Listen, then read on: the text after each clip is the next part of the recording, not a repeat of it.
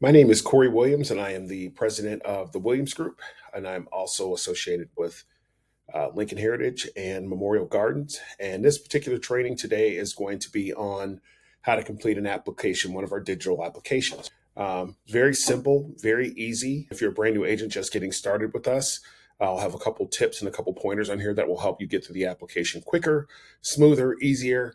And I'll also point out some minor things that a lot of brand new teammates miss over and trip themselves up when they're in the home or when they're selling virtual. So very simple process, as I mentioned, and excited to go over this with you all today. If you are watching this video and you're with another organization and you've somehow stumbled across this, if you're in our 7-state region, which will be in the bio here on YouTube at the bottom, we're happy to talk to you. You can call the 800 number there. There'll also be email, text message, all those kinds of things. We have all the usual digital platforms to connect with us. But if you're looking for a different opportunity or just, want to find out more about what we do and how we do it, we'd be happy to hear from you. So I'm going to simply go through the application process here. So you see, this is the website, lhlicagents.com. It's the website that you'll get when you get your welcome. You should have gotten, obviously, if you're at this point, your welcome email, but you should obviously, your leadership person or somebody should have walked you through the process to this point. So we're going to go ahead and get started on the application. So as I mentioned here, you have your username and your password. And then from here, you're simply going to click login.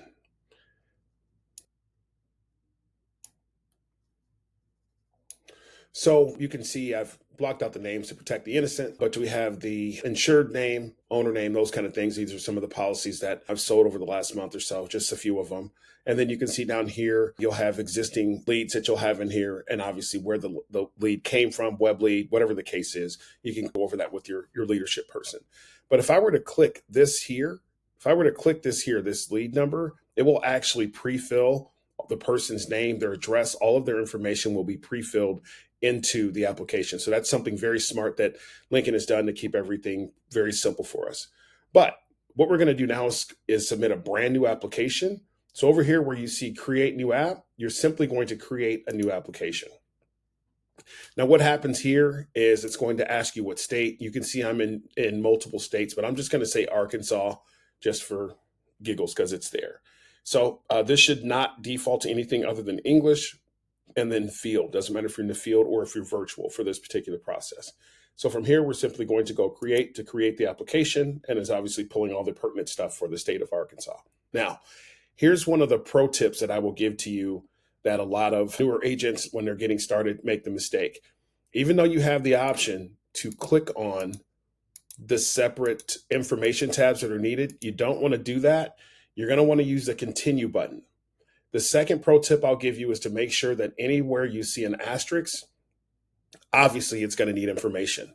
And the last pro tip that I will give you, and this is probably just as big of pro tip I'll give you of any on this presentation, is make sure you start at the top of the page. When you transition, start at the top of the page because you'll kind of get into a flow and you'll continue to click and you'll realize you don't have a green check mark indicating that particular information tab is correct, and it will send you on a tizzy, especially if you're new. You're sitting there in front of a client. You're trying to figure the application out, even though you've practiced it 1,000 times. Now you're sitting there with the potential client and the lights are on and then the fear comes in, right? So this portion of the application you can see is the application info. So you can see I requested Arkansas. Obviously, it's a field application, English, and then this is actually the reference number that is pre-filled into this application. So I'm simply going to click continue, and then you can see all the information that we can put in here. So again, anything that has an asterisk, you'll have to fill that information in. So I'm going to put some information in here, and then I'm on a Apple device. So if you're using a laptop, you should be able to just tab through. But if you're using another device, you just want to make sure you're going again from top to bottom. So I'm going to say test is the first name that I created. We're going to tab through. We're going to say 123 Success Way. It's the address, great address, St. Louis. We're going to scroll down here to Missouri. Let's go 63103, city zip code. We're going to pick a phone number. All right. And then here's your next thing. So You should always ask for the social security number to keep things simple. But if you don't have a social security number, you have a toggle here. But what that's going to do, and for full exposure to this, make sure you talk to your leadership person to explain to you what a supplemental form is. It is very easy, and there's a couple of different reasons why you would need a supplemental form, but that's for another video, but I will touch on it. So we're just for application purposes so that we could get the green check mark. I am going to go ahead and toggle that on so you can just see it. Here's where you would put the social security number. The reason we need the social security number, we do not do credit checks of any form, but what we do is we pull their social, and then when we get to the end where we've asked all the health questions, it simply does a soft pull on their RX, their prescriptions, and then that tells the underwriter what, if there are things that they see, combination of medications that would indicate they might have something else going on than they've disclosed, or they might have something going on that health question that we didn't ask, all kinds of things, right? But for illustration purposes today, I'm just going to click that they didn't provide the social security number, which will prompt later on in the application to fill out a supplemental form. So we're just going to pick a date of birth. Let's see, we're going to say 1955, and we'll say January 5th. So they just had a birthday. So they're 70 years old. Let the application do the work for you. If you were a golfer or a baseball player, you played some type of sports, and they say let your bat or let your club do the work, it's the same thing with this. Don't overthink it. Just go through the application, let it do its thing, and the application will help you through the process. So the relationship to owner, so if they're completing this application for themselves, you can see when you click the drop-down box, you have all of the things there. We'll cover that at another time, or you can talk to your leadership person about what the other relationship types could be in these scenarios. Again, we're going to stay away from clicking through the box here, but what I did want to indicate is now we have a green check mark for the applicant tab, so I can simply click continue. Now, here's the health conditions. And I always mention to people, especially our new agents, to start at the top of the application, okay? So for the health questions, I'm going to go through these in general. I'm not going to give a whole lot of detail, but I'm just going to go through them. So the first question is, in the past 12 months, has the applicant used any form of tobacco? So that's any form of tobacco at all, don't just think cigarettes, those are e-cigs, anything like that at all, any form of tobacco. So we're going to go no. All right. And then you can see as you're clicking through the form, depends if you say yes or no, the rating tab is starting to pull information in what you just saw on the right-hand portion of the screen. All right. I'm going to paraphrase these for a little bit to get through this, but I think you understand the point. And again, as you're getting started, you should read through these 100% how they read on the screen, because the underwriter is going to do the same thing. All right. So number one, this is the uninsurable conditions. Has the applicant tested positive for HIV or been diagnosed by a physician as having AIDS or a life expectancy of 12 months or less? For illustration purposes, we're going to say no. Number two, is the applicant currently bedridden, hospitalized in a care facility, or receiving hospice? Now, here's the deal. Even if you're sitting right in front of them and you can tell they are none of those things, you still have to ask the questions, because the underwriter is going to ask the questions. Here's the fun part of the application. Again, remember I said let the application do the work for you. If the answer to any of these questions is yes, your death benefit will be modified. Again, let the application do the work. So if you say yes to these, it means they're going to be modified. Doesn't necessarily mean they're going to be declined. You can see what the declinable things are for the uninsurable conditions. All right, so let's go to question one. So in the past 2 years, has the applicant been diagnosed with, been treated by a physician, or taken medications for any of the following conditions? Now, this is very, very specific, if you will, that it's asking for 2 years. So if these things are 2 years and a day, for our underwriting purposes, it didn't happen, which is fantastic. That's why we're able to insure 98% of the people that we sit down with, which is awesome. All right, so question one under the health conditions section. In the last 2 years, Mr. Jones, have you had a disease of the heart, including heart attack, heart surgery, or congestive heart failure? We're going to say no. In the last 2 years, have you had any situation of disease of the circulatory system, including stroke, aneurysm, or been advised to have a surgery to improve circulation? They're going to say no. Number three, cancer, or basal cell skin cancer, we're going to say no in the past 2 years. The past 2 years, disease of the lungs, including COPD, emphysema, other than asthma. No. Disease of the liver, kidney, or had an organ transplant in the last 2 years. No. Number 6, Alzheimer's, dementia, organic brain syndrome, or ALS, also known as Lou Gehrig's disease. No. Any alcohol or drug abuse that you've been treated in a facility for? No. Complications of diabetes, including amputation, diabetic coma, blindness, or kidney disorder? No. And then the last one here, has the applicant had or been advised to have a diagnostic test, relating to any of the questions listed above, except for those related to basically HIV or AIDS, for which the results have not been received? So we're going to say no. So what happens now is you can see down here, you're going to have your green continue, and you also see that you have your green check mark. So you know you've done everything correctly. Now, again, I'm going to mention it again as a pro tip. Do not click through the application here, but you also want to check to make sure you have a green check mark, all right? So now that we've accomplished that, everything's good on this page, we're going to move forward. Now, here's the cool thing about this. If you've gone through the presentation that was provided by home office or your team, at some point in that presentation, you're going to have asked them these health conditions. So you've done your pre-underwriting. So when you get here, it's a quicker way, obviously, to go through the application to speed up the process. But do make sure you ask the questions as they read here. I know you'll get good at this really quickly and you'll start to paraphrase, but the underwriter is going to ask them exactly as they are. And they're also going to ask them, yes or no. So make sure you coach your client to just say yes or no to the questions. All right. So you can see already that the company has now upgraded the site to say good, better, best. That should be in your presentation as well. Here's another pro tip. A lot of new agents, because they see this and they see the rates and all this kinds of stuff, they skip to this section. Always start at the top of the application.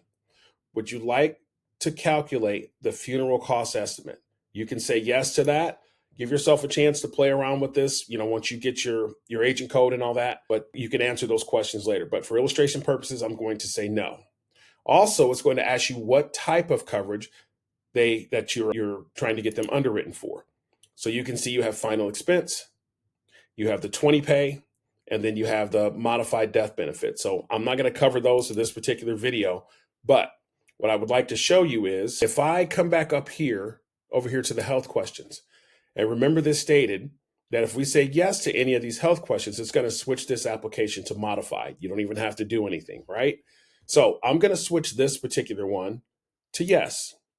You can see we're getting the spinning indicator there. I'm going to go back to the bottom of the page and I'm going to hit continue. And then once I hit continue, what you're going to see is the only option I have up here now is modified. So again, let the application do the work for you, okay? If I come back here again and I switch this back to no, we're going to get the little wheel. Of course, you can see it's done. I'm going to hit continue. And now I'm going to have all the options again. So for this illustration, we're just going to go final expense. It's pulling the rates for the standard final expense. And then you're going to see we have all three options here. Now, keep in mind, you can go from $1,000 all the way up to $35,000. Anything above 20K has to have a supplemental form. Now, I'm going to pull the other reason we have the supplemental form. It's going to pop up on the screen in a few moments. So I'll let the application do the work. So let's say that you're doing a $10,000 program. You see 15 and 20. For illustration purposes, we're going to keep this simple. So we're going to say a $10,000 plan. We're going to say 2 units of accidental death and dismemberment. And then we're going to say the person has 3 grandchildren or three units for the grandchildren. And we're going to say we have 5 grandkids. Okay. So what I'm going to do now is I'm going to hit calculate. Okay.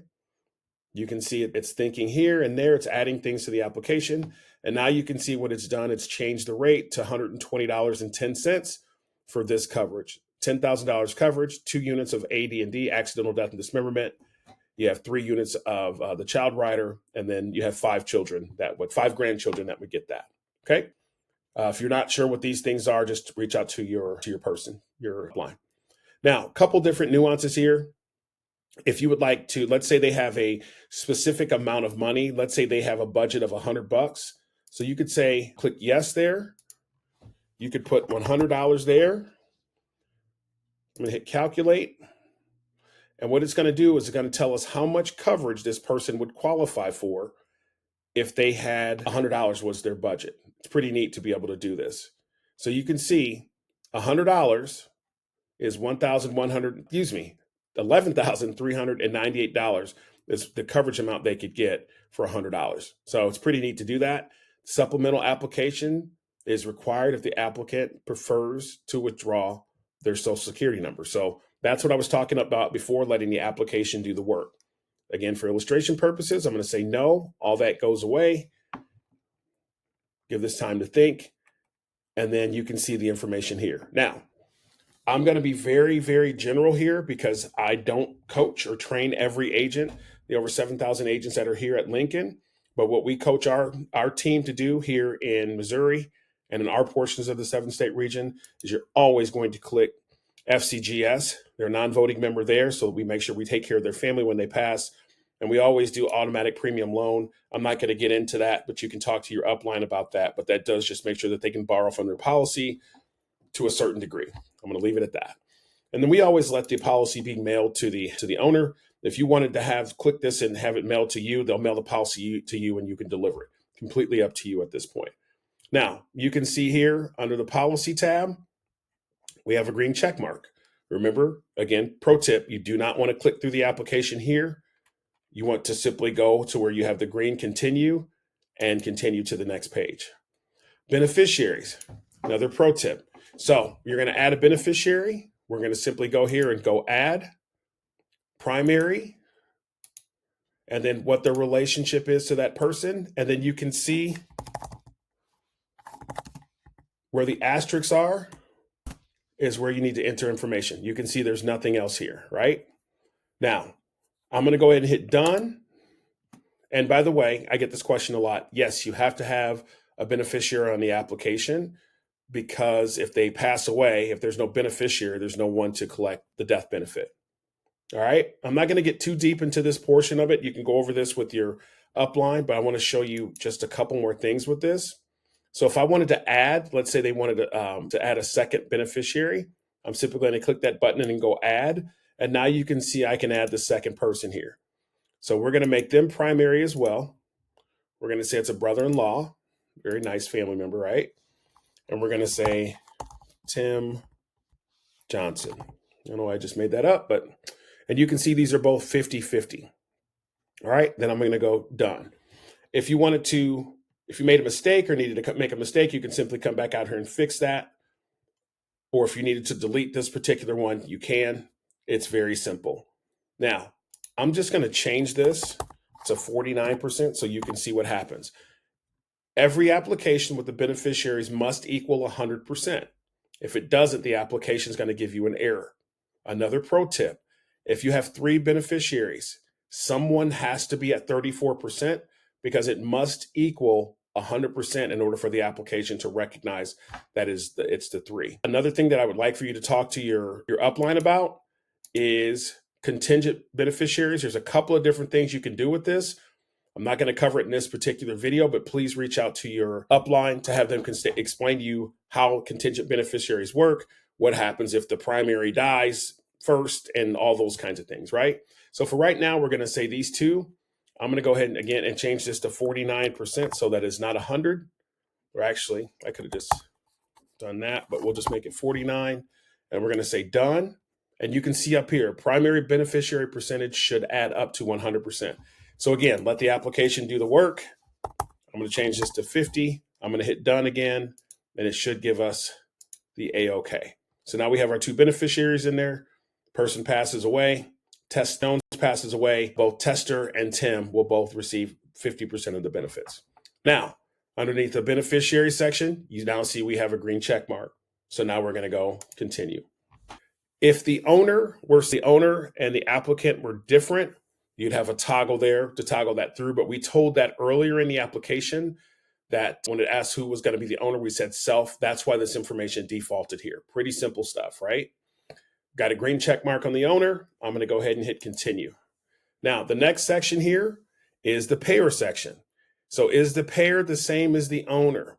If the payer and the owner is one and the same, I'm going to click the button and it's going to pull everything through the application, which is pretty darn awesome. So everything up here is now completed. It's all filled in because of what we told the application earlier. We're not going to talk about closing or closing techniques on this particular video. We're just going to say standard monthly. We're going to say the application is going in process today. We're going to say bank draft because that's the only way we should be pulling these things. And then we're going to say the recurring is going to be on the 9th as well. And you want to make sure you're just tabbing through if you're using an electronic device like a laptop or something like that, or an iPad with a keyboard or any other device. That way you don't skip anything and you're wondering like what's going on. Now, you still have to have a recurring date, even though there's no asterisk there to let the company know when to pull the next payment. Just because the initial payment is due today, they can make this the reoccurring and future payment any day between the 1st and the 28th. So let's say it goes into effect today on the 9th and they want their other payments to come out on the 26th of every month after that. All you have to do is put the 26th. I'm not going to cover floating days right now for a multitude of different reasons. Bank draft, routing number, bank account number. You can see it's telling me that that's necessary. Checking or savings, name of the financial institution, and then city, state, and zip. Pretty simple stuff. Now, you can see in the payer section here, because I didn't complete all the information, it's still red. I haven't gotten a green check mark because I haven't put all the information in, but for obvious reasons, right? So I'm going to go ahead and click next. It's not really wanting to do that because we're missing stuff, but we're going to go ahead and do it anyway. I'm going to skip past the rider section. I know what I tell our guys in reference to replacement. We do not replace policies. So for conversation's sake, I'm just going to go through this. But does the applicant have existing life insurance or annuity contracts? You can say yes or no, whatever's appropriate. Will this policy replace or change other insurance or annuities? For this illustration, I'm going to say no. And then producer certification, confirmation questions. Are there existing life insurance and or annuity contracts on the life of the applicant? Say yes or no, whichever appropriate. And then the last question for the confirmation section here, to the best of your knowledge, replacement is or is not involved in this transaction. If replacement is involved, I presented and read the applicant the notice regarding replacement. So we don't want to replace policies, but I'll let your leadership person go through that with you. We're going to go ahead and say continue since we have a green check mark. And now here's, like I was mentioning before, the supplemental application that you've seen at this point has popped up multiple times.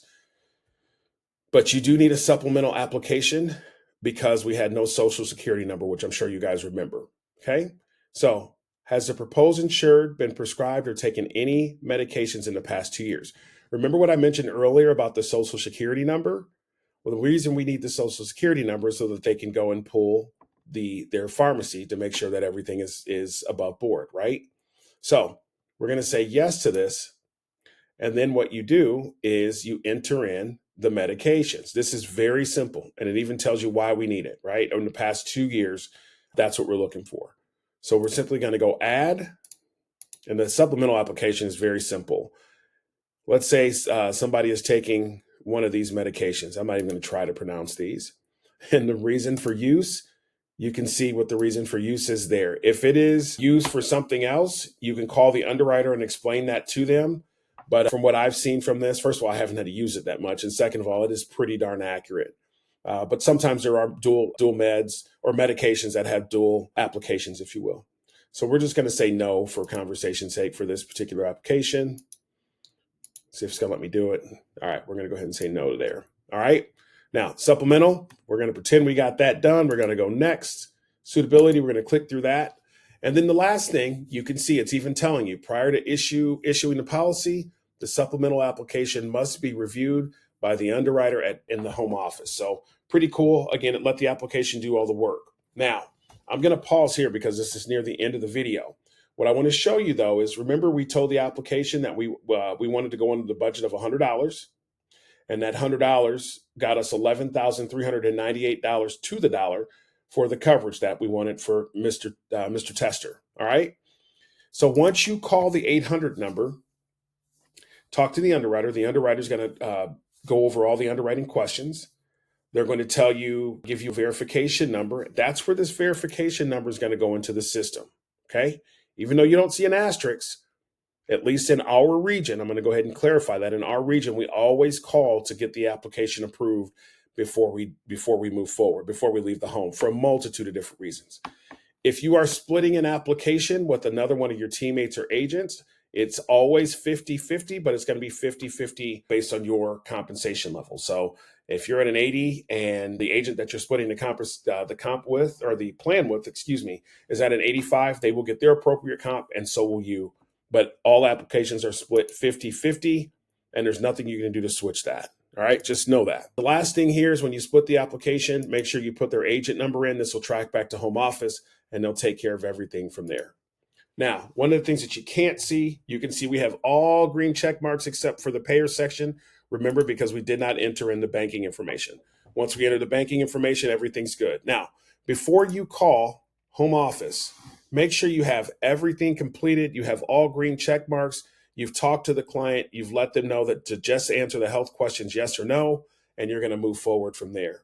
Once you do that and you get the numbers here, you're going to be able to click continue because you have all green check marks, and then it's going to pull up the appropriate signature boxes at the top of the screen, which you'll see when you get to that point. It's pretty simple. Next policy I sell, I'll probably see if I can't video it, do a virtual, and then video it all the way through the remainder of the process, and then block out the information to protect the innocent.